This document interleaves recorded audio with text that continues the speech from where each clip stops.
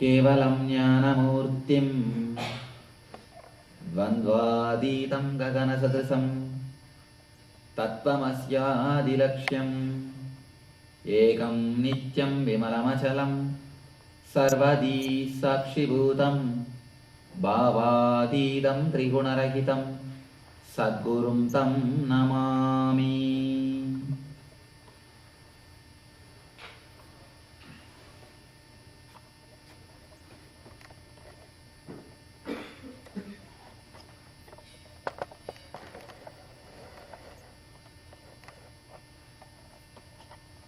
I welcome you all with my love and respect.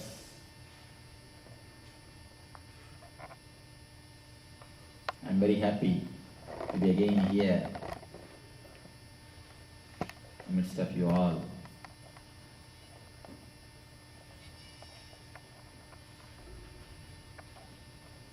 Today's subject is surrender, the ultimate technique.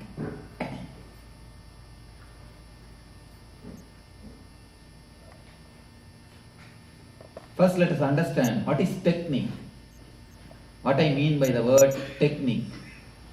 Then we will understand what is ultimate technique.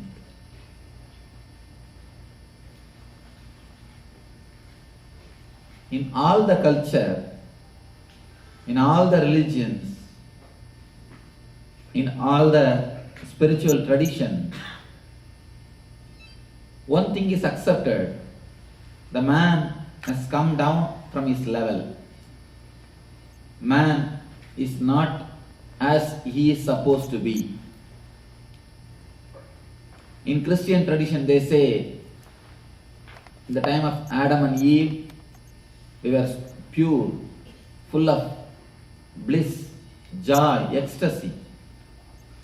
Once the Adam tasted the apple, we came down. We are degraded. In Hindu tradition, in the Eastern mythology, they say there was a time called Satya Yuga. In course of time, we are degraded. We have come down from our level. In Buddhism, again they say we lived in the age of Dhamma, the pure righteousness. In course of time, we have come down. In every tradition, there is a faith, there is a belief that man is not as he should be. Man has come down from his level, from his conscious level or his being level. There is a beautiful Upanishad mantra which says, Shrunmand Vishve Amritasya Putraha. You are the children of immortality. You are the children of gods. In all the tradition, in all the religion, all the masters, they agree one thing: man has degraded himself. Man has come down from his nature. He was totally in a higher state, different state. He has come down from his reality. According to science, man has evolved from the animals. According to spirituality, man has come down from the God. Anyhow, if you understand one thing, you will be able to understand these two concepts. Whatever is presented in your mind, in front of you as an ideal, your mind will naturally go only towards that. In all the tradition, the ultimate consciousness or the ultimate realization is presented in front of us as an ideal. Every religion, every spirituality, every group says we have come down from an original level. We have to again go back to the same consciousness. Christians use the word heaven, Hindus use the word moksha, Buddhists use the word nirvana. Each one has got their own words, but all of us understand we are supposed to reach the higher level than where we are existing, where we are at present. Technique means the method which can take us towards the higher level. That is what I call it as a technique. Technique is like a ladder which can take us to the higher consciousness, higher method. There are thousands and thousands of techniques in the world to elevate our conscious level. Even sitting silently is a technique to go beyond the mind, to enter into the consciousness, to elevate ourselves from the ordinary plane. There are thousands of methods. Every religion has got at least thousands of techniques. And everything we do in the name of religion is nothing but the technique to elevate yourself from the lower consciousness to higher consciousness, from man to God, from mortality to immortality, from mundane to divine. Doing arati, just now you saw, doing puja, everything is a technique, method to reach the God, to go near the consciousness. An ordinary breathing technique to the puja, all the level techniques, everything is just a method to reach the divine.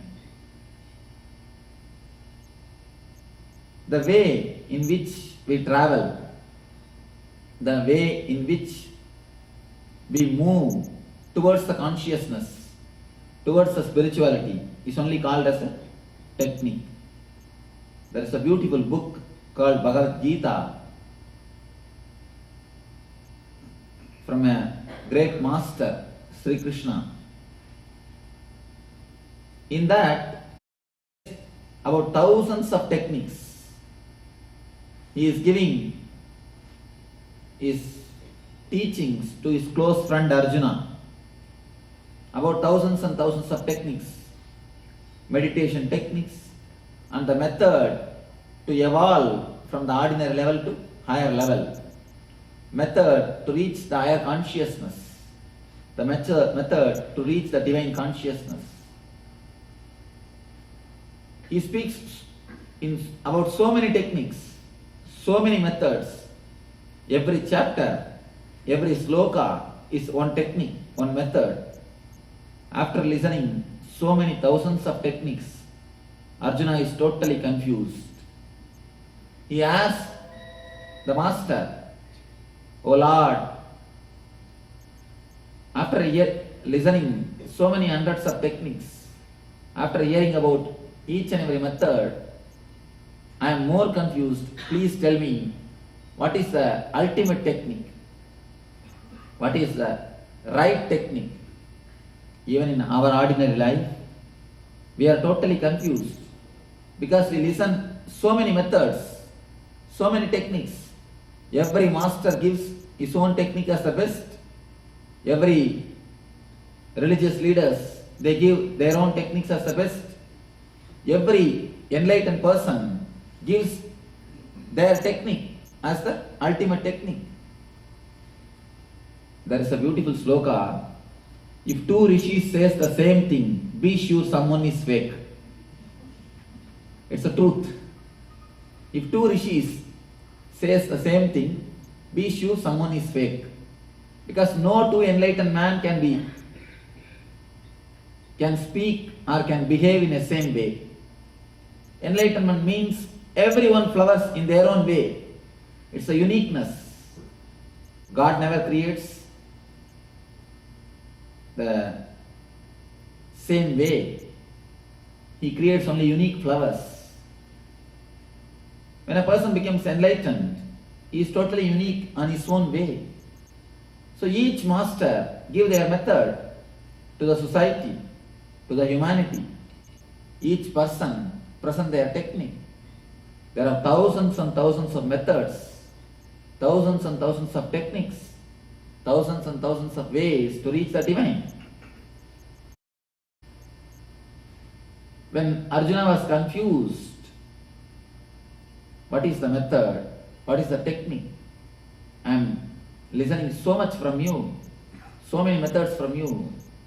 At least Arjuna listened about the meditations from one man, but we people are in much worse situation than Arjuna. We listen from thousands of sources. What is the way?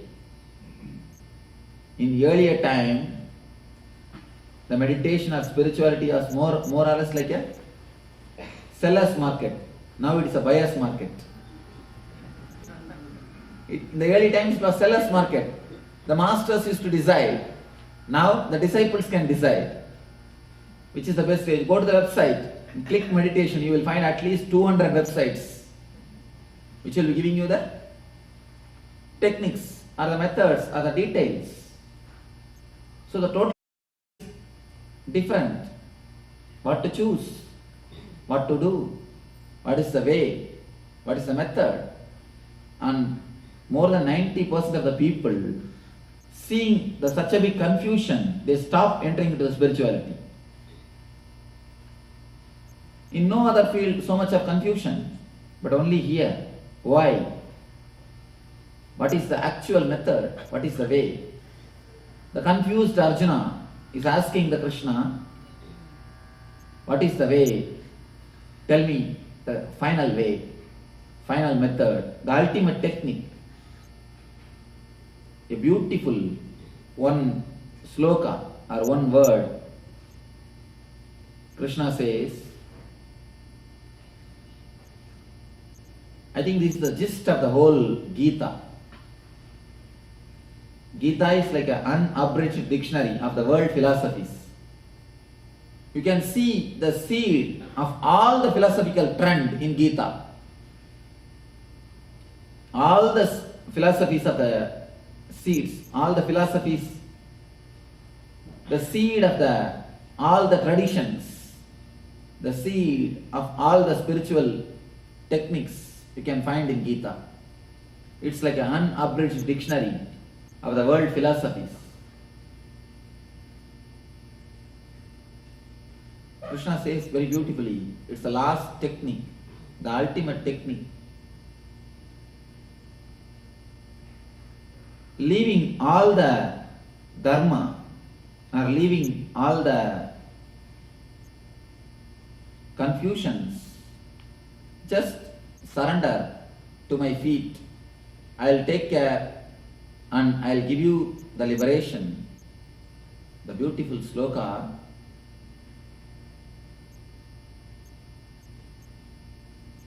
Agamtva sarvabhavebhyo moksha ikshyami masuchaha.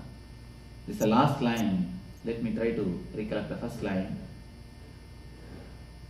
Sarvadharman parityajya saranam vraja ahamtva sarvabhavebhyo moksha ikshyami masuchaha.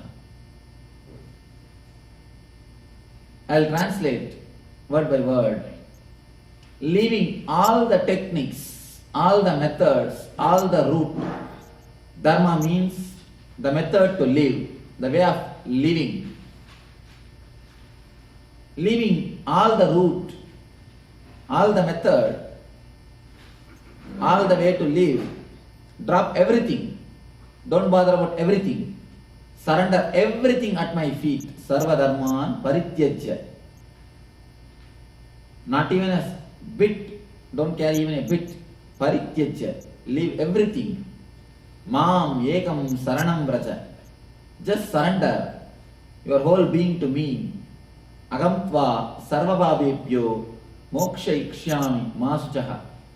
I'll remove all the darkness, negativity, sin from your being and I'll liberate you in the ultimate sense. I'll give you the ultimate enlightenment. This is the last word given by the Krishna. I think not only by Krishna. This is the last word anybody can give. This is the last word of all the great masters. Same, Jesus tried to say, I am the gate, and I am the path, I am the goal. In every master's life, you can see the last teaching, the last saying will be surrender. Just surrender, surrender, surrender. The last word of all the masters will be just surrender. Ramakrishna says, who came as Rama, who came as Krishna, is the same person who has come down as Ramakrishna. Surrender, I'll take care. Every master, in the end, they finish only with this word. Sarvadharman parityajya, mamekam saranam vraja, agam tva sarvabhavebhyo, moksha ikshami masuchaha. Surrender is prescribed as the ultimate technique. Surrender is said to be the ultimate method to reach. What is the meaning of the surrender? As soon as we hear the word surrender, we always think, oh, this is the easiest technique. This is the easiest method. For surrender, you don't need to do anything. Any other method, if it is a meditation, you need to do something. If it is a puja, you have to do something. If it is a yaga, you have to do something. For every technique, you have to do something. For the surrender, you don't need to do anything. So everyone feels surrender means doing nothing. So we don't have to do anything. And many people come and tell me, Swamiji, I have surrendered everything, but nothing is happening in me, what to do? The very word that I have surrendered everything, nothing is happening inside me is wrong. If you are really surrendered, you will not even have the expectation what should happen or what should not happen. When you say that nothing is happening, be very clear, you are not surrendered. Most of the time, the surrender word only is used, never it is understood. Now let us look into the mechanisms of the surrender. What is actually surrender? What masters mean when they use the word surrender? When they use the word surrender, it totally differs. When you use, it is totally different. Let us see the meaning of the masters, what they call it as surrender. 3 levels of surrendering is there. Surrendering the I. Second, surrendering the mind. Third, surrendering the I and mind both. Let me explain step by step. Surrendering the I, surrendering the ego, surrendering your mind, mental setup, surrendering your conditioning. Somebody went to Ramakrishna and asked, Master, I have the habit of drinking. How can I give up? He said, surrender it to Kali, automatically you will give up. You will become alright. The disciple asked, how can I surrender this to Kali? He said, whenever you drink, before drinking, take Kali's name and offer the drinks to Kali and drink. Strange solution. But the man went and practiced. Before he started drinking, he said, oh Kali, this belongs to you. So he offered it and started drinking as a prasad. The record says, in 3 days, the man not only he stopped drinking, he says, I am not able to drink anymore. I felt totally, I have forgotten the outer things. Of course, when you sincerely surrender, something starts happening in you. Some deep transformation starts happening in you. The change from the mind to the energy starts happening in you. It's a very deepest layer of transformation which is very difficult to be explained. Only when you have the taste, Only if you have one glimpse of surrender, at least if you have tried, then you will be able to understand what I say. You may be surprised. How can a man give up addiction just by offering the alcohol to a god, to a deity? But when you offer, first your heart starts feeling, how can I offer this thing to Devi? How can I offer these things to the God, to the goddess whom I love? The next thing, if I can't offer to the goddess, how can I drink? After all, that same goddess is residing in my body. After all, the same goddess is residing in my body, in my system. How can I offer that to me? So naturally, third understanding is, when I can't give it to the God, the same God is residing inside me. How can I pour it and disturb the system? The surrender has given him intelligence. The surrender has given him the understanding. Naturally, the natural understanding has made him drop what he was doing. One more thing, when you really intensely offer your mental setup or your mental conditioning at the feet of the master or at the feet of the God, you will see it gets totally disintegrated. The mind itself is nothing but a habit. Your I is nothing but a set of habits. Your ego is nothing but a set of conditionings.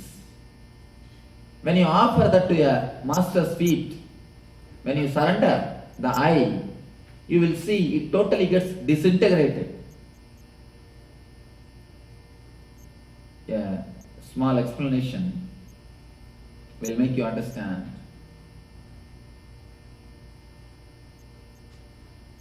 If you have the habit of drinking coffee, morning 10 o'clock, every day, as soon as it becomes 10 o'clock, you don't need to do anything. Just automatically inside, the mind will ask, now it is 10, get me coffee. The habit. Because of the habit, the mind will ask.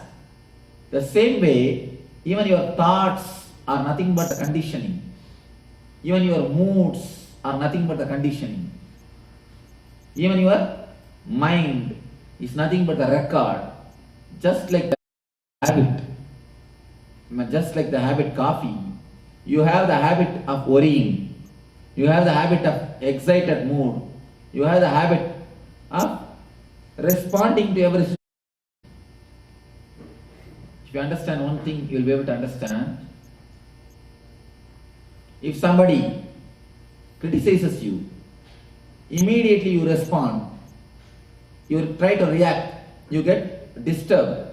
Then you try to criticize him back, or you try to rebuke him. If somebody praises you, you feel immediately flattered. You just give him a good smile and started feeling you are somebody great. Or you start responding in the positive way. If he criticizes you, you choose, you decide to get disturbed and to rebuke. If he praises you, you choose to get flattered. Even this choice is nothing but your mental conditioning. It's nothing but your mental setup. Just like a coffee addiction. When that time comes, you choose to take the coffee. After choosing so many times, you forget that you are choosing, you become addicted to it. Same way, in the mind also, whenever somebody criticizes you, you choose to be unhappy. You choose to be disturbed. So after choosing so many times, you forget you are choosing, and then whenever somebody criticizes, automatically you get disturbed. You are upset. You start rebuking. So your choice, all your mental setup, all your mental responses, all your ego is nothing but your own choices, your mental habits. When you surrender the I, when you surrender your mental setup to the divine, you can't choose. When you are really surrendered, even if somebody criticizes you, you can't choose to be offended. You can't choose to feel that you are disturbed. You can't choose to rebuke him. You can't choose to get disturbed. A small story. Once in Vaikuntha, the place where the Vishnu resides, he was just resting, and the consort Lakshmi, she was massaging the feet of the Vishnu. Suddenly, Vishnu got down from his bed and ran. After 10 feet, he came back and again started resting. Lakshmi asked, "What happened? Oh Lord, you ran somewhere and suddenly you came back and started again resting. What has happened?" Vishnu says, "In the earth, one of my devotees was just sitting and praying towards me. Other person threw a stone on him. When my devotee was attacked, immediately rushed to save him, to safeguard him. But when I went, I saw this fellow opened his eyes and he took the stone to re-attack. When I saw he's already ready to attack him back, I came back. I thought, let him defend himself. Why I should go there? Why I should bother? When he can save himself, let him save himself. So I come back." So whenever you bring your mental setup, you try to react in your own way, you try to react in according to your mental habit, you cannot say you have surrendered. A real surrender can simply transform your life. Now, whatever you choose cannot become your choices when you really surrender. When you surrender, you will be immune to the criticism. You will not be bothered by the criticism. After you being criticized, you cannot choose to be disturbed. You cannot feel that you have been criticized. If you feel after the criticism, you are disturbed, you are being criticized, be very clear, you are not surrendered. Again and again check whether you are really surrendered or not. Because the surrender is such a beautiful word, you can cheat yourself verily by it. We always say, "I surrendered everything to my master, to the God. God will take care." But all our surrender is only mouth level. It is only skin deep. If you scratch a bit, then you will understand whether you have surrendered or not. When you really surrender your I, the mental setup, it totally gets disintegrated. The egocentric mind becomes God-centric. Egocentric means eccentric. The egocentric mind becomes God-centric. When you really surrender your I, your mind to the God, to your ego to the God, to your thinking system to the God, you will see it will be continuously bubbling with joy. Because divine is always bliss. Divine is always eternal bliss, Nithyananda. Whenever you surrender your mental setup, you will see it will be just bubbling with joy, life and vibrancy. You can see the kids. They are continuously alive, moving around, jumping, especially below the age of 7. Below the age of 7, they do not have something called mind. They have no mind. Just that is the time the mind is getting prepared, or the society is conditioning and creating the mind. See, around the world you can see. Have you seen a single kid who is ugly? In all the tradition, in all the culture, even Ethiopia, where poverty is just dancing, where so much of poverty is there, even in that country, kids may be thin, lean, but they will never be ugly. You can see always a grace in the kids. Have you seen a single kid who is ugly? No. Have you seen a single grown-up man who is beautiful? Why? The mind enters. As long as you are not conditioned, you don't have mind, you don't have ego, you have a special grace around you. You have a joy, you have ecstasy, you have innocence, you have simplicity. A man who has really surrendered will become again a kid, again a small child. That is why there is a beautiful word in Sanskrit, Dvija, reborn. When you surrender, you are reborn. When you surrender, you are reborn. The first birth will be given by mother and the father. Second birth will be given by Guru and God.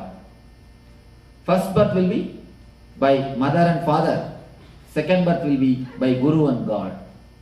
Whenever you take the physical janma, the physical body, it is called first birth, janma.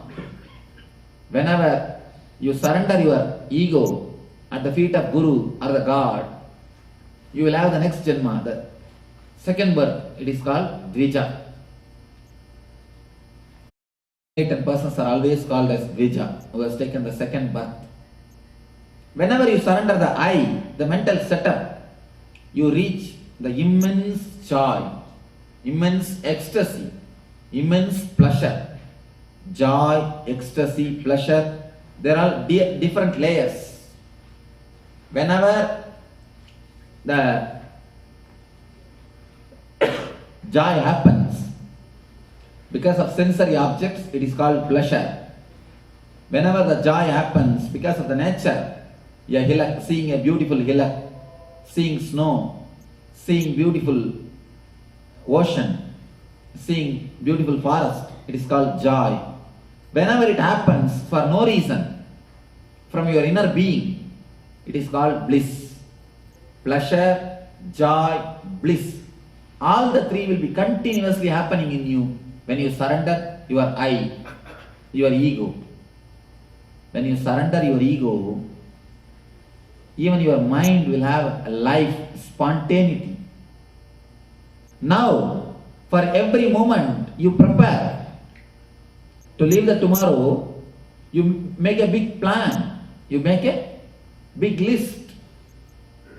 Even to go to meet your friend, you prepare a script, what you are supposed to talk. You will be driving to your friend's house. What you will be doing?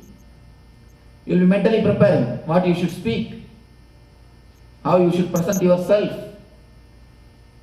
And if you ask some one question or some other subject which you have not prepared, what will you do? You make the whole thing mess. That is why we don't have strength to face the situation. We always make a drama script and act or enact the same script, that's all. We try our best to safeguard ourselves from the situations, from the realities, by making a shield, by preparing a script. When you surrender, you will see without any script, without anything, just you move.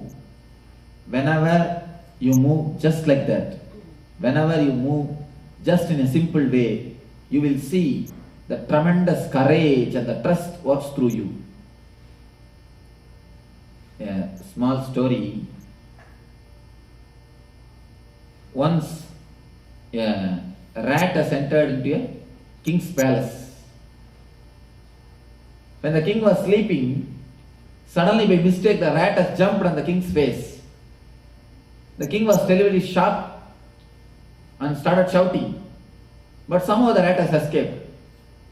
When he came out of his bedroom, he called the army chief to kill that rat. The army chief entered inside the room.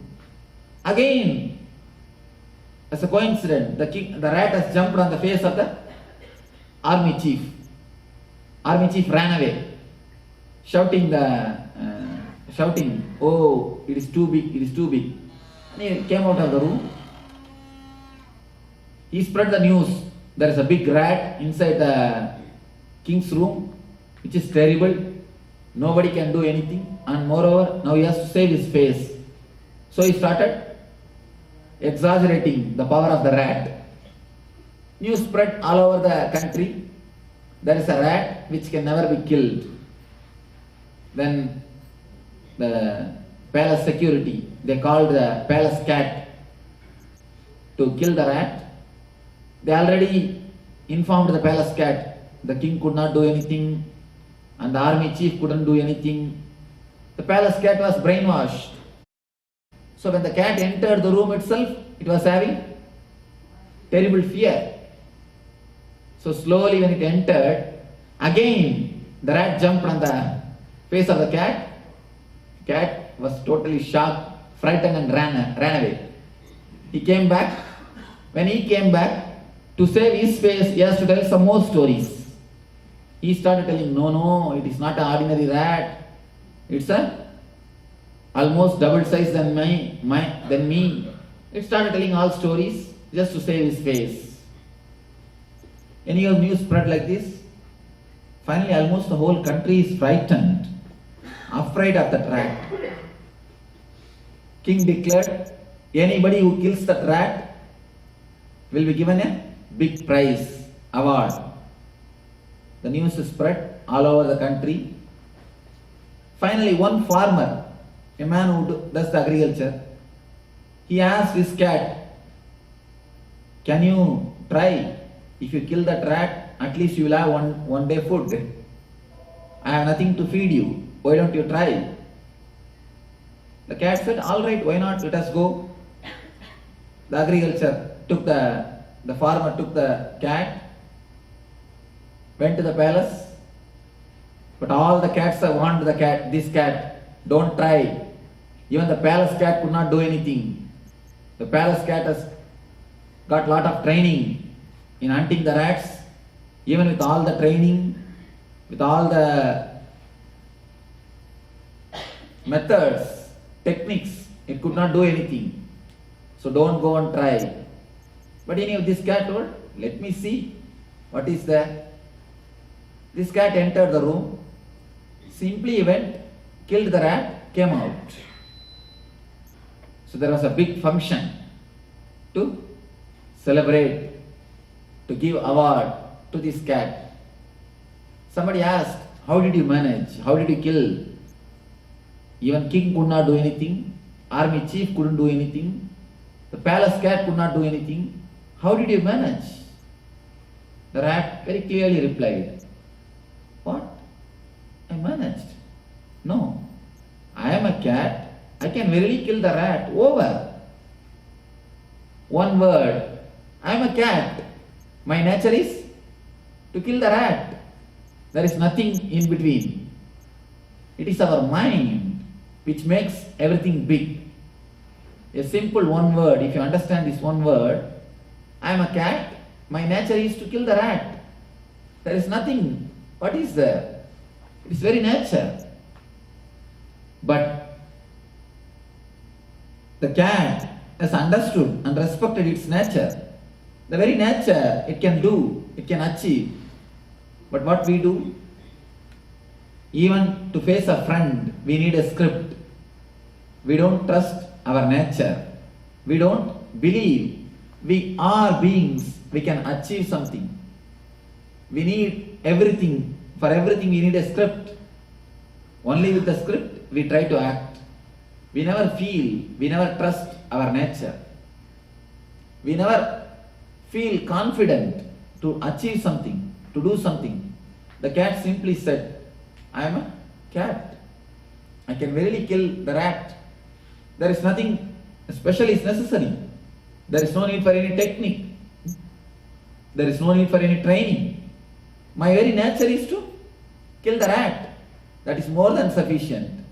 The same way, your very nature can make you live in bliss. Your very nature can make you surrender to the ultimate, can surrender to the divine. But anything and everything, we know how to complicate it. We know how to complicate. Your conditioning, your mind, your working method makes everything complicated. even to talk to your wife, you create a script. Before coming to the house, you make the script, what to tell, what to speak. And one more beauty, if you tell truth, you don't have to keep the things in memory. If you always speak truth, you will not have any problem. There are many people come and ask me, Swamiji, please help me some way to have memory. Why people want memory? If you look into yourself, you will understand. We want memory to remember what lies we told last time. If you say the truth, if you speak the truth, you don't need memory. You have enough of memory. God has given us enough of memory to live our life. But only remember the lies, we need more memories. More memory. Because where you told which lie, who knows? If you continuously tell lies, you need to remember all the lies. That is why most of the time we struggle or suffer and we complain, no, I have no memory. If you say the truth, you don't need any memory. If you live based on truth, you don't need any script to live your life. Why we are so much afraid to face the life? Every moment we show what we are not. That is the truth. With everybody, we project something what we are not. That is why we prepare a big script. Every day you have to project the same way. First day you projected some way to others. You have to keep the projection. To keep that projection again and again and again, you have to create your script. Around the world, I am traveling around the world. Hours together I am speaking. Of course, people who live around me, they know I have neither time nor interest in preparing for my discourses. I never prepare and neither time. Before entering into the hall, PRO or the secretary will tell, Swami, this is the subject. All right, over. Somebody asked me, Swamiji, hours together you are speaking. How? How are you able to speak hours together without any preparation? And if you live around me, then you will understand. I have no time, nothing. How? Only one answer. If somebody asks you, what's your name? Do you need to prepare? No. You don't need to prepare. Your name has become your experience. To tell your name, you don't need preparation. Same way, what I speak has become my experience. Whatever is your experience, whatever is your personality, to express it, you don't need preparation. You need to prepare whenever you want to project something else which is not there in you. In our life, wherever we go, we carry a big mask to project which is not reality. That is why we need such a big preparation. Such a big preparation. And even with all the preparation, finally we make everything mess. We are so much bothered not to commit small mistake. Finally commit a big blunder. If you see, we will be careful, so careful not to commit even a small mistake. And end of the time, end of the day, you will be committing a big blunder. Big blunder is nothing but living according to your preparation. Enacting the drama.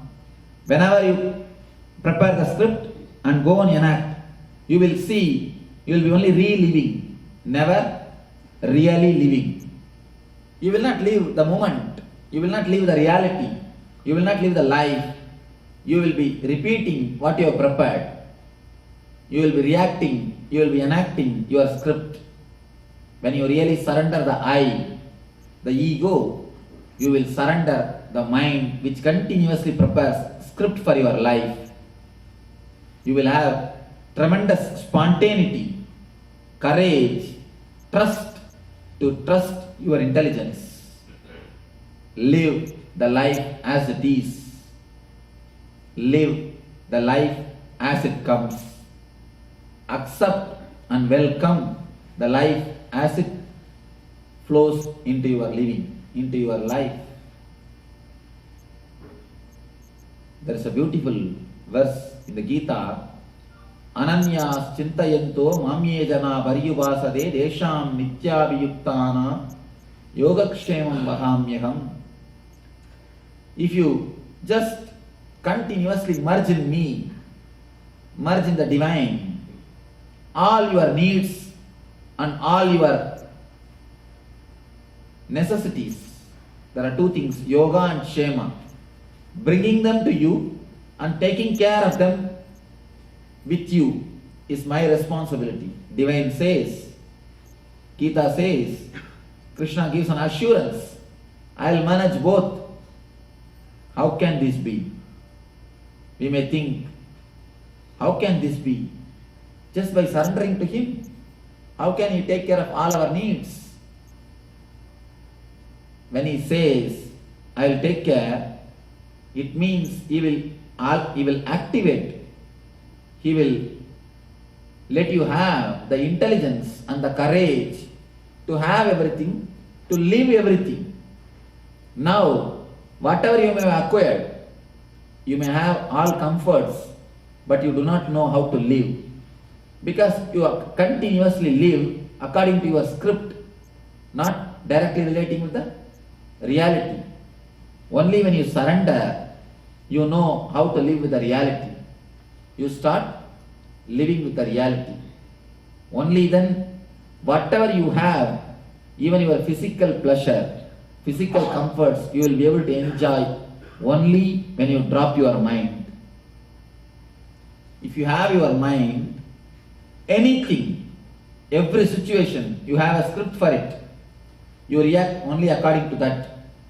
You never react, you never act from your being, from your very self.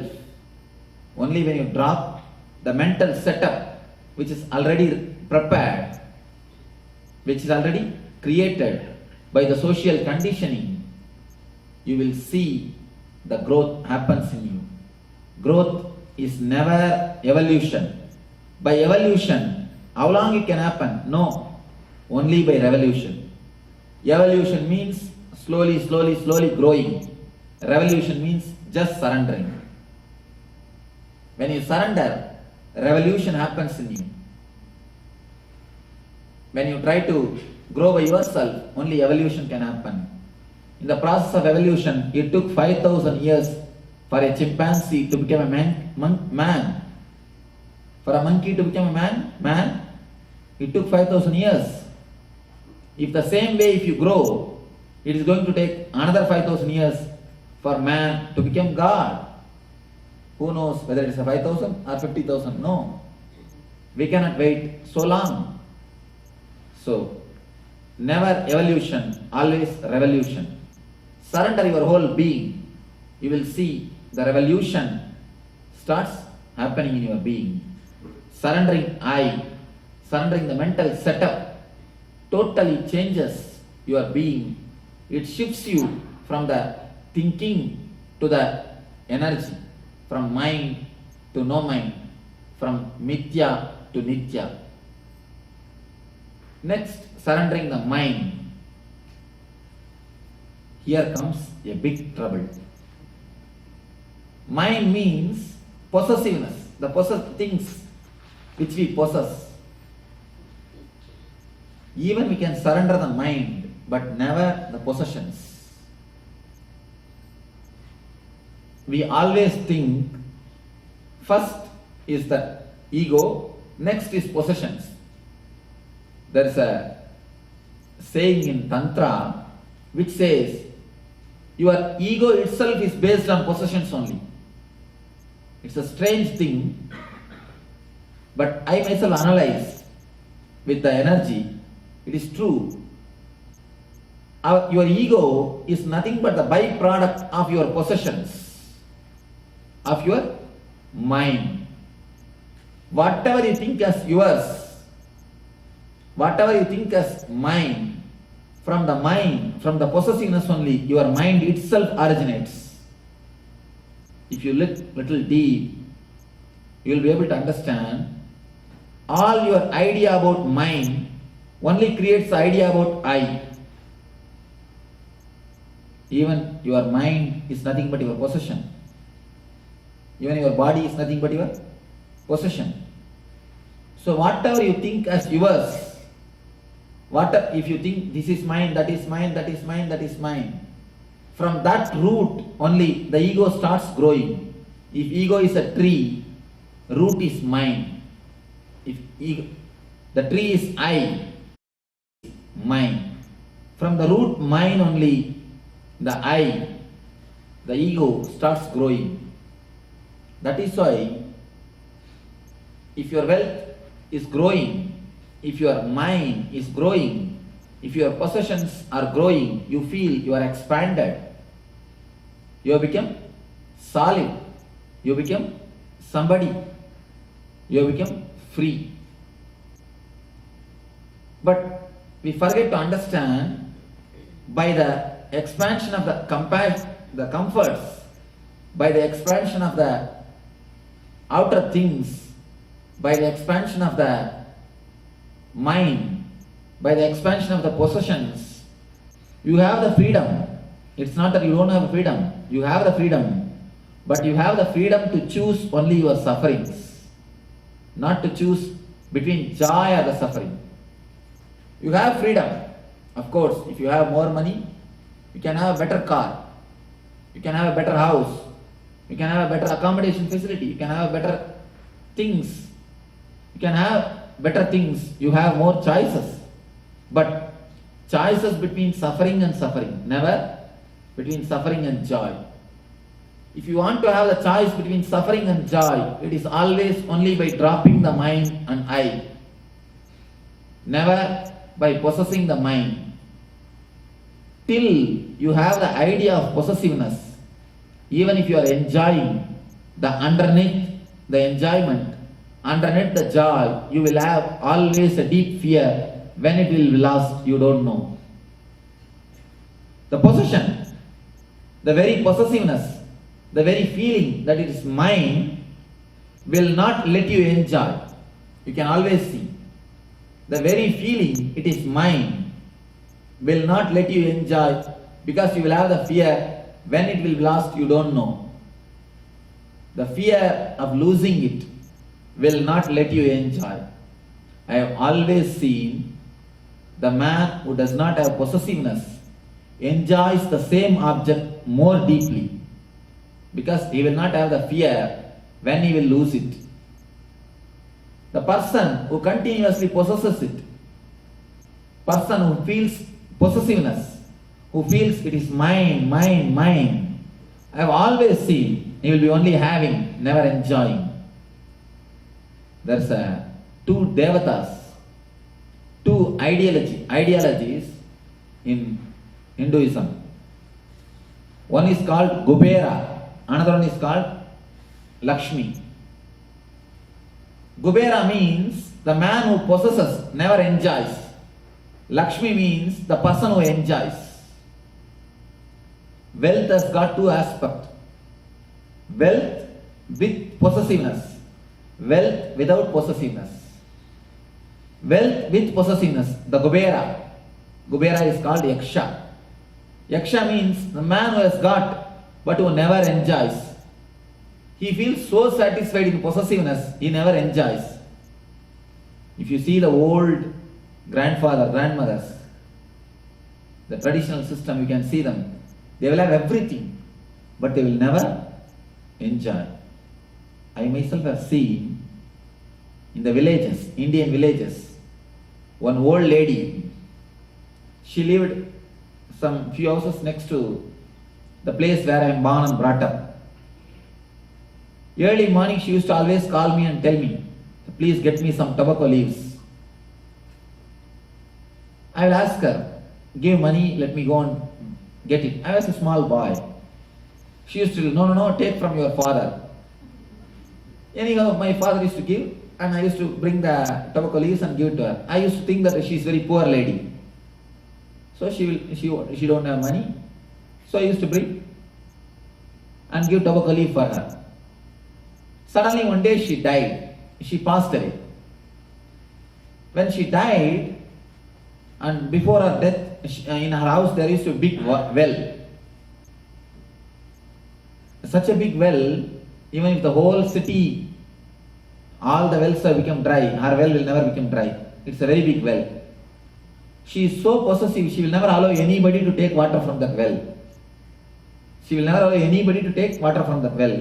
The village doctor, for some emergency, he was in the need of necessity of water. He wants water.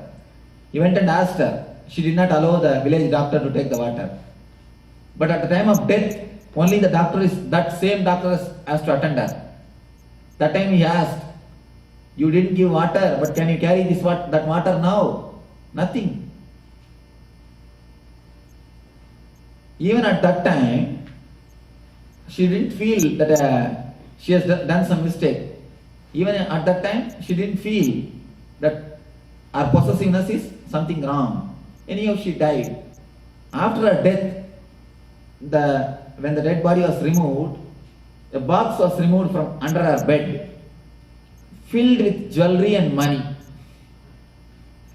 Just under her bed. So much of jewelry and money, you can't imagine. This same lady, she never enjoyed. They feel so satisfied by possessing it. When they possess, they feel they are somebody. They feel secure. The sense of security happens to them by possessing.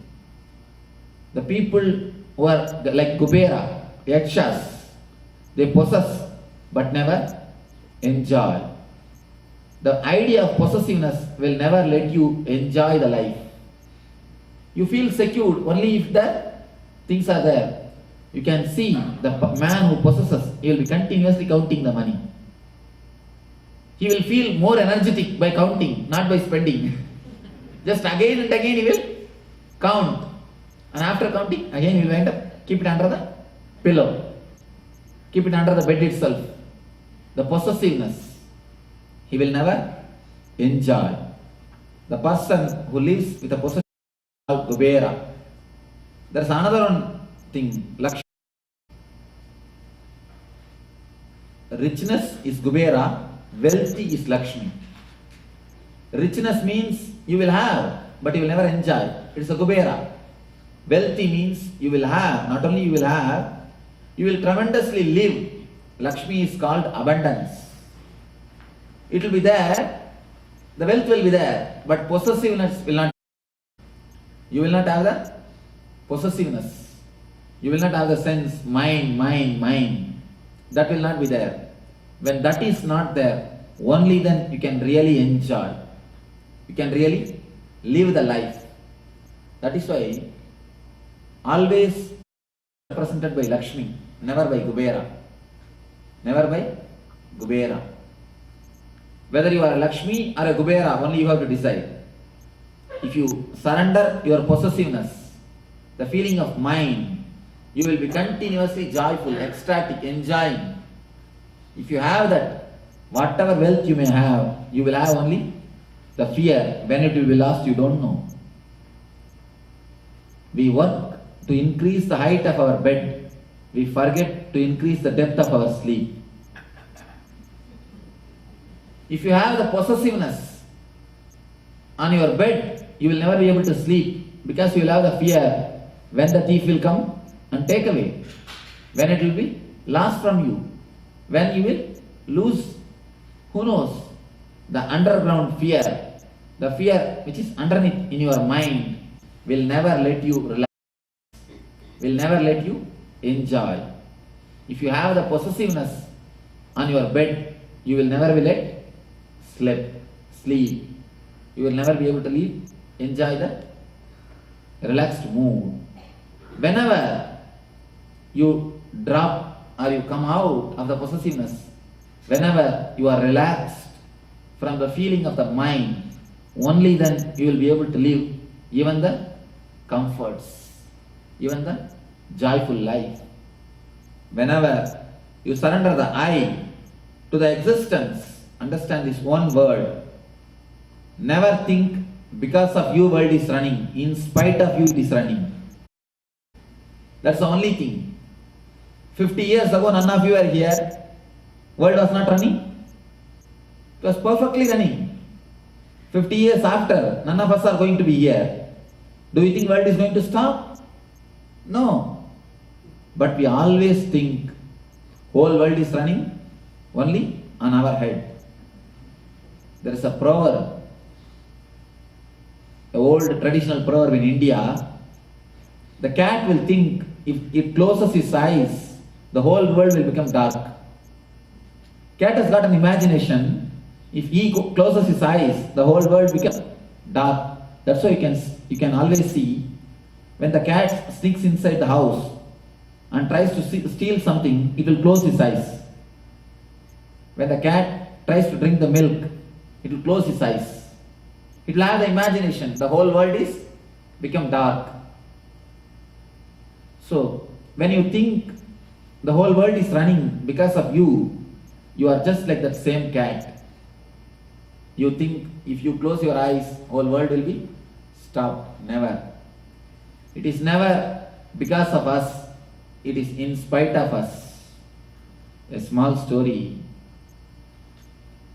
Once, Moorg, the character whom I created to tell my stories. Moorg was trying to cross a river. He was sitting in a boat. The boatman started rowing. After 2-3 minutes, he shouted towards the boatman, hurry up, hurry up. The boatman was also putting his best. Then after 10 minutes, he could not consist himself. He started walking inside the boat, front and back. This side and that side he started walking. After half an hour, he started running inside the boat. The boatman said, please keep quiet, sit silently, sit. Why are you running? The Moorg replied, no, now I have no time to sit silently. I have to go urgently. I have to hurry up. If you run inside the boat, are you going to reach earlier? Never. Whether you run or sit, the boat is going to reach only its own way, in its own time. By running inside the boat, you are never going to reach earlier. In 90% of our life, we also run inside the boat only. It will be nothing but running inside the boat. Again, once Moorg was traveling in the train, he was keeping all the luggage on his head. Somebody asked, a co-passenger asked him, why don't you keep all the luggage down? He said, no, it will be heavy for train. It will be too much for the train. He doesn't know, not only the luggage, he himself is carried by the train. So understand, not only you, your whole mind, I and mind, everything is taken care by the divine. It takes care. It is taking in its own way. But we, out of our ego, keep headaches on our head, keep all the loads on our head. Ramana Maharshi used to say beautifully, the train is going, you are sitting in it. Why don't you put your luggages also on the train? At least you will have time to sleep. You will have the time to rest. Anyhow, the train is going to reach. If you carry the luggage on your head or on the train is going to take only its own time. Even if you run inside the boat or if you sit inside the boat is going to take only its own time. In Zen there is a saying, if you want anything to be done slowly, you can hurry up as much as possible. By hurrying it, you will know how to commit blunders. You may not commit mistake, but you can be sure you will commit blunders. When you rest, when you really relax, when you surrender at the feet of the divine, you will see 99% of your energy is available to you for positive creativity. Now, the whole 99% is spent only to waste, unnecessarily worry. There's a thing I read the other day in a book called How to Know God. That's a beautiful book done by a philosopher. Court of law could not prove that God exists, but more than 90% of the people believe the existence of the God. The result of their belief is their creativity tremendously improves. Their life is more joyful. Their life is more ecstatic. Their life is more flowing. Why? Because the energy which is spent in worrying is stopped. They start creating. When you surrender, when you have faith, trust in the divine, when you really relax in the name of divine, the energy which you are using, wasting in worrying will be turned towards creating, turned towards positivity. I tell you, 99% of your worries never comes true. Whatever 1% comes true is always good. Is always good. But continuous worry only adds load, adds pressure to your life. When you surrender the I, your suffering is transformed into joy and ecstasy. When you surrender your mind, your richness becomes wealth. You start living your possessions. Whatever you have, you start really enjoying it. You start living. You start really feeling for the things which you have. You really feel ecstasy, joy from them. You go beyond the fear that when you may lose them. When you surrender I and mind both, when I say the surrendering of I and mind both, surrendering the whole life unconditionally. When you surrender I and mind, your whole life totally transforms, totally becomes different. The only one proof whether you are surrendered or not is you will not have worry and sufferings.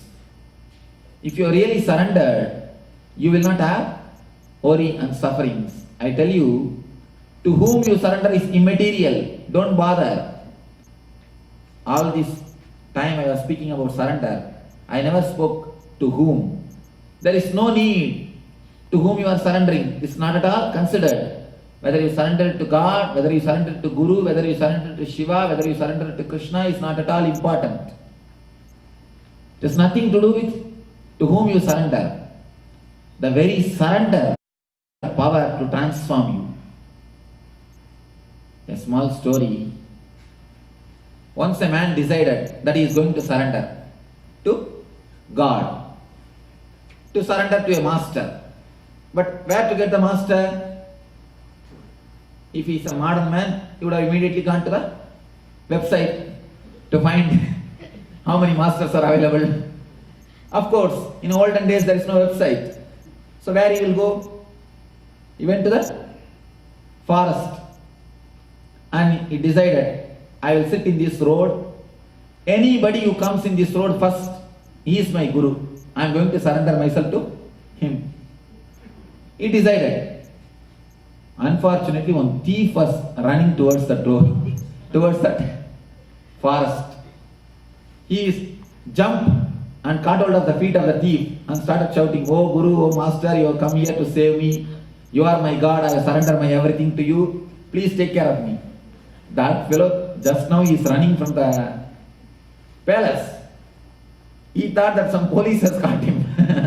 He started shouting, no, leave me, I am not your Guru, I am not your Guru.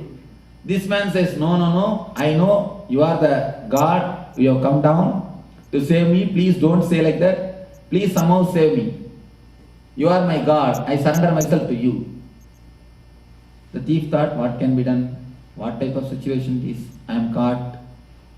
Then finally he said, all right, I am your Guru. Now you do what I say.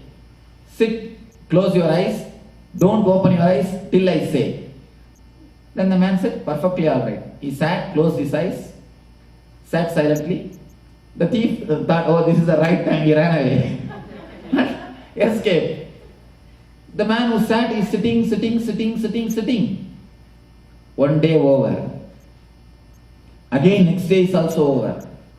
But his courage and his willpower His decision is so strong.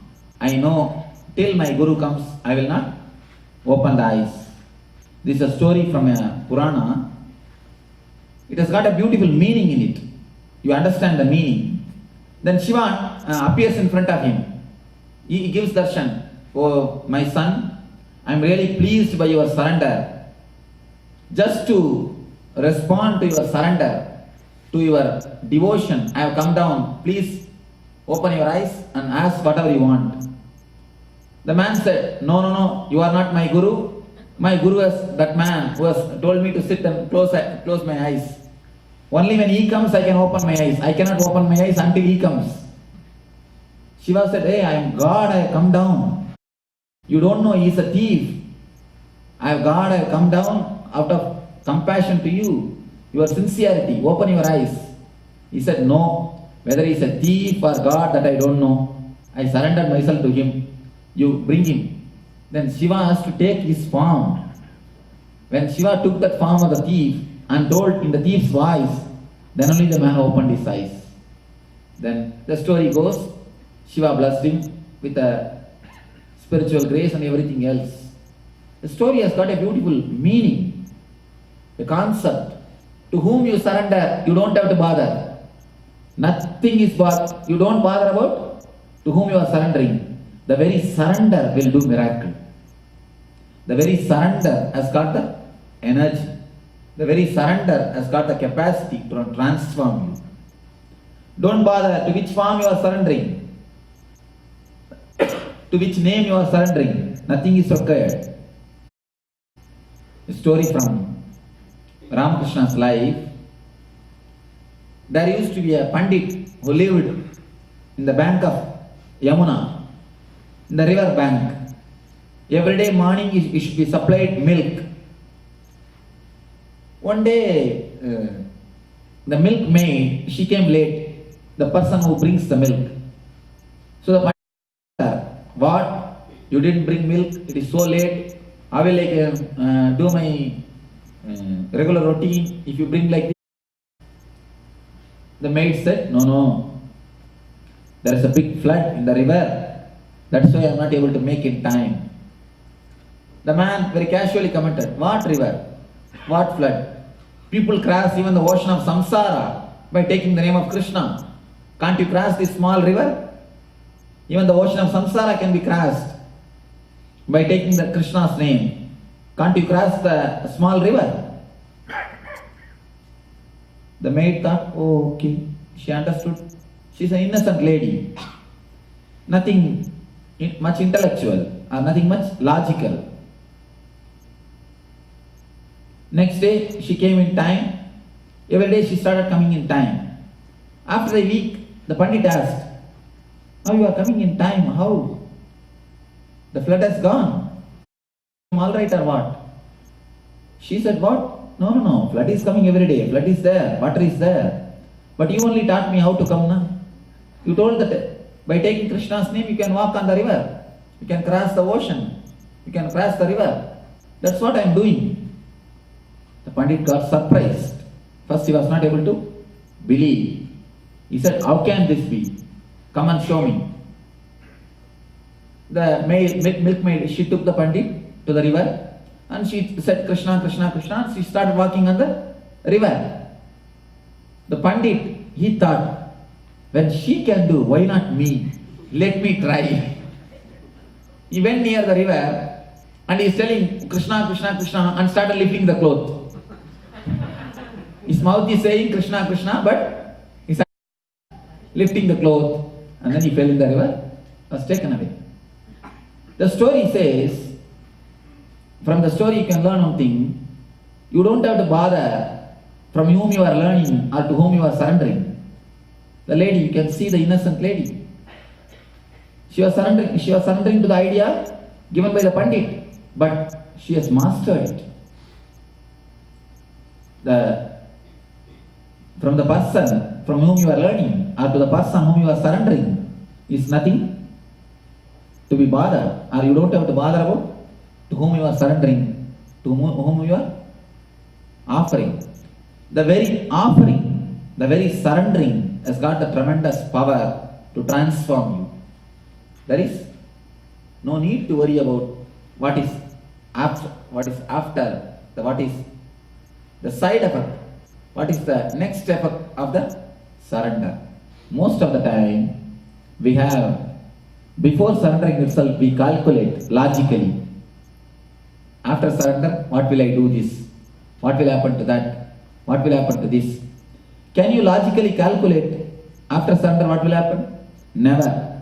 If you try to calculate, you try to project your mind beyond surrender.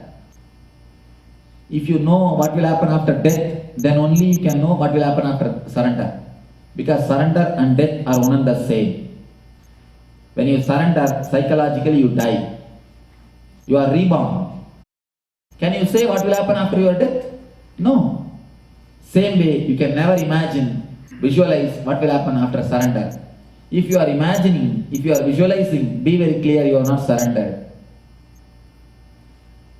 Somebody goes and asks a great master who lived in India, it's called Papaji. Master, how will I know whether I have surrendered or not? He says, this question will disappear, then you will understand you have surrendered. This question, whether I have surrendered or not, will disappear. You will not have the very doubt whether I surrendered or not. Your whole being will be just flooded, will be just bubbling with ecstasy and joy. Just the feeling of surrendering. Just the feeling of utter relaxation. Just the feeling of utter bliss. You will not think about the next moment. You will not bother about what will happen next. You will be totally relaxed. Not only duties, from your pains, from your sufferings, even from your responsibilities. You will see the responsibilities you will be doing, your body will be doing, your mind will be doing. It is not that just because you have surrendered, you will not go to your office tomorrow morning. You will go. You will be, the body will be carrying on. Everything will be happening. But you will see an utter relaxation in your system. An utter bliss in your mind. An utter easiness in your life. When you surrender the I, an utter bliss. When you surrender the mind, the utter relaxation. When you surrender the I and mind, a beautiful easiness in your life happens. This is the scale whether to measure whether you are surrendered or not. The surrender is only word or a deed. From this scale, you can measure very clearly whether surrender has happened to you or not. It is just a decision, nothing else. A conscious decision. Surrender is nothing but a clear, conscious decision. The energy which can move my body, which can move this sun, which can move this moon, which is moving this planet Earth, can't it move my life? Understand? The bread which you are eating is becoming blood. It's not a small process. If you are a doctor, then you will understand how big this process is. The bread becoming blood is the biggest industry. Still now, human beings are not successful in changing the bread. Even if you are successful, you have to create an industry which runs miles.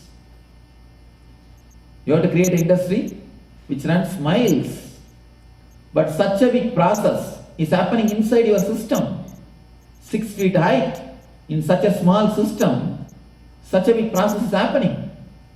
The air is taken, the energy is, the prana is separated, the air is going out, the process is happening inside. If divine can manage so much inside your body, if divine can manage so much in this universe, manage your life, it can verily manage. Understand, existence is intelligence. Understand, the divine is intelligence. I have always seen people asking God, oh God, please give me this. oh God, please give me that. And first thing they will ask. Next thing, oh God, if you give me this, I'll give you that. And Balaji is the famous God in India for bargaining. Anything, bargain to Balaji. The third thing, they will start blaming God. I went to the temple 10 times. Every year I climbed that hill by walk, but nothing has happened. First you start praying, then you start bargaining, third you start blaming. All the three has nothing to do with the devotion. I tell you a small thing.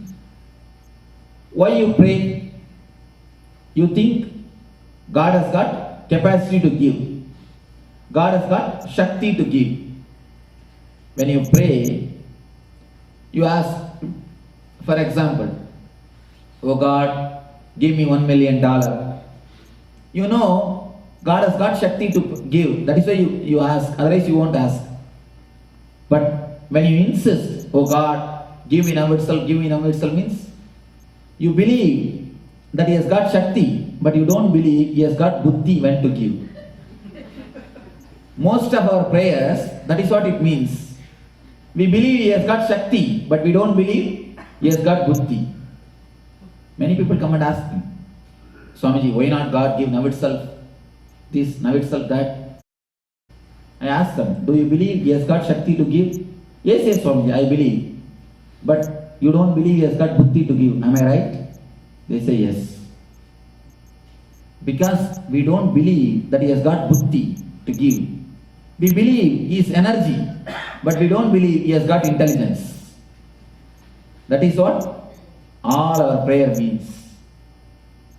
When you surrender, you understand not only He has got Shakti, He has got Buddhi also.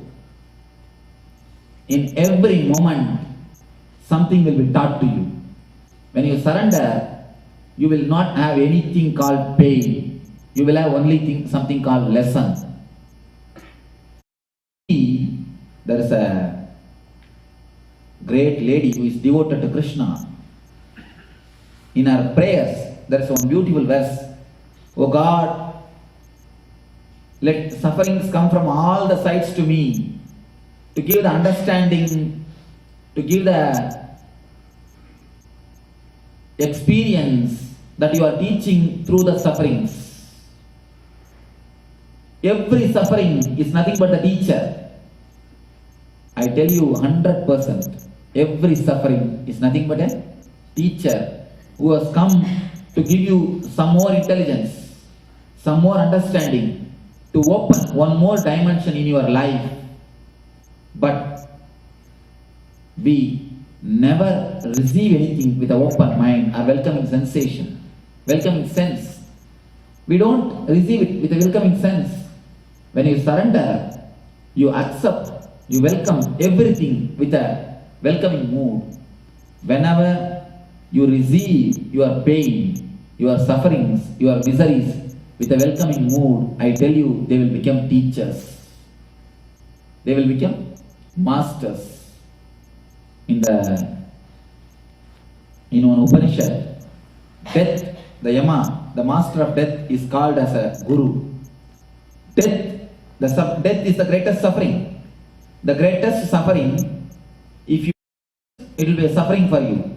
If you surrender, if you welcome, the great death will become a great master, great teacher for you.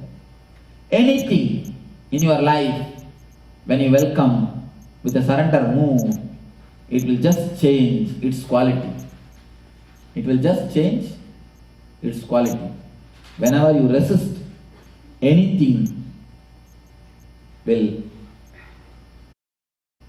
feel or will be felt, will be faced as a devil. Whenever you welcome, anything will be faced or felt as a divine. Devil and divine, nothing much difference. Whenever you resist, anything will be felt as a devil. Whenever you surrender and receive, welcome, anything will be felt as a divine. It is you who decide whether it is devil or divine. It's not that it is decided outside, it is decided inside. So, whenever you relax, you transform your life from Nithyananda to Nithyananda. You transform your life from suffering to surge of joy, from depression to expression, from worrying to wondering. So, let you decide consciously. Don't bother after the conscious decision, once I surrender myself. Even after the feeling, after the decision, you will have a doubt whether I surrendered or not, whether really I did or not. I tell you one thing, first decide consciously, let me surrender from this moment everything at the feet of God, at the feet of energy which runs this world. You don't even have to have some name, some form. Don't have my name, don't have my form, don't have some name, don't have some form. Then you will have again conflict. Oh, I surrender to this God, then what will happen to that God? Will that God get angry on me? Will that God trouble me?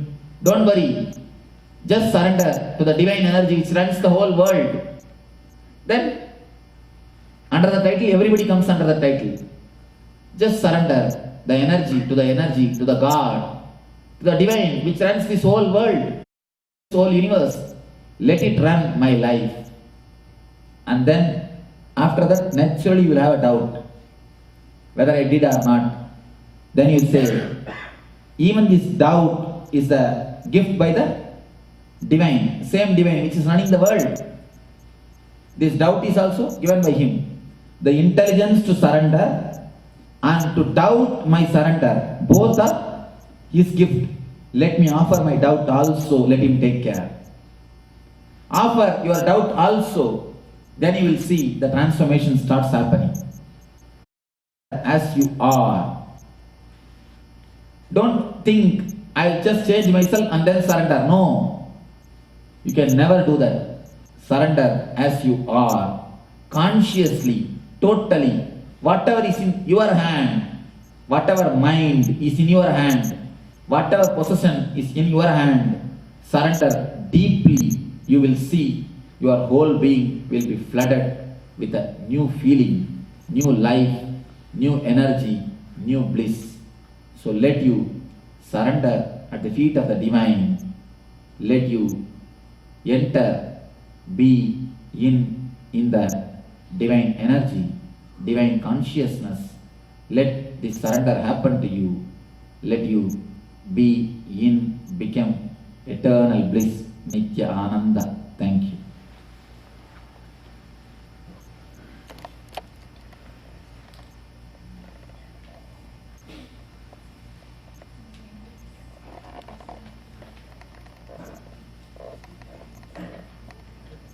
Few minutes we'll have for question answer, then we'll depart. Tomorrow onwards we will have everyday meditation. Can you let me the title, tomorrow's title?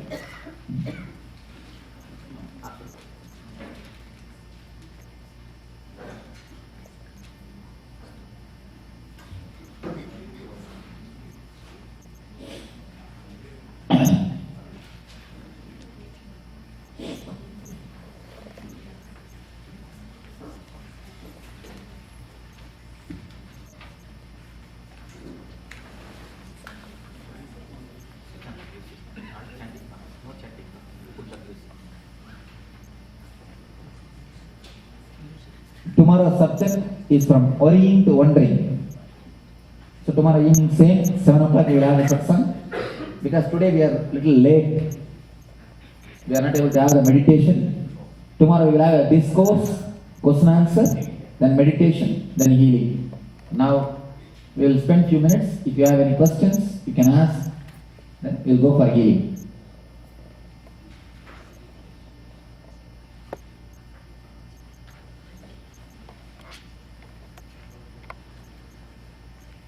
Yes. Why did you degrade ourselves to be born as human and going through all this suffering and trying to go back to where we shouldn't have gone? Why did God create? No, you said we degraded ourselves to come from God to be a human. I'm asking, why did you do that? And because we are trying to go back to the same place where we left. You are asking why did we do that? Yes. How did it happen? One thing, if you ask why did we do that, you have to ask that question. Why did we do it? Because it is we who did it. Even this idea that we have degraded ourselves, we have to go back. It is just a technique to make you understand, to push you to go inside, to understand your real nature. It is not that actually you have come down. We have forgotten that we are really the ultimate energy. We have forgotten the true nature. That is why you are reminded you have come down. You can never come down. If you really come down, how can you go back? If you can come down from that state, even after some years you may come down again. It's not a permanent. If you can now, can't you come down after 500 years? You may. So that state is not a great thing. We have actually never come down. We are in the same state. We are continuously connected to the divine. Only thing we have forgotten. Why? The question why we have forgotten that we are divine. That question Vivekananda beautifully answers. That question cannot be answered from this plane. The question itself is asked from the logical plane. But in ultimate sense, you don't have logic. The problem, I will tell you from small story. One man, a born blind man, went to the doctor and asked, "Doctor, can you help me to have vision?" Doctor said, "Yes, surely. I'll do an operation. You will get your eyes. After you get your eyes, you can walk without the stick." Blind people, they walk with a stick, na? You can walk without the stick. The blind man said, "Doctor, I can understand you will do an operation for me. I can understand eyes back. But how can I walk without stick? How can I walk without stick? Even if I get my eyes, how can I walk without stick?" The man, because of the long practice, he started thinking the stick has become his leg. The stick is necessary for his walking itself. Same way, this man be convinced you can walk without stick after the operation? You can never convince him. You have to just do operation. When he gets his eyes, naturally he will understand he can walk without stick. There are few questions which cannot be explained, which cannot be understood unless you experience. This question also is under that category. This question, how we have forgotten our true nature, how we have degraded ourselves, how we have forgotten we are God, can never be answered. Only when you experience that state, only when you become enlightened, then you will understand how we have forgotten or how we remembered. Now, the question from this plane can never be answered. You see, in the dream state, when you are dreaming, you feel as if you have become somebody else. As if you have become somebody else. Once when you come out of the dream, only then you understand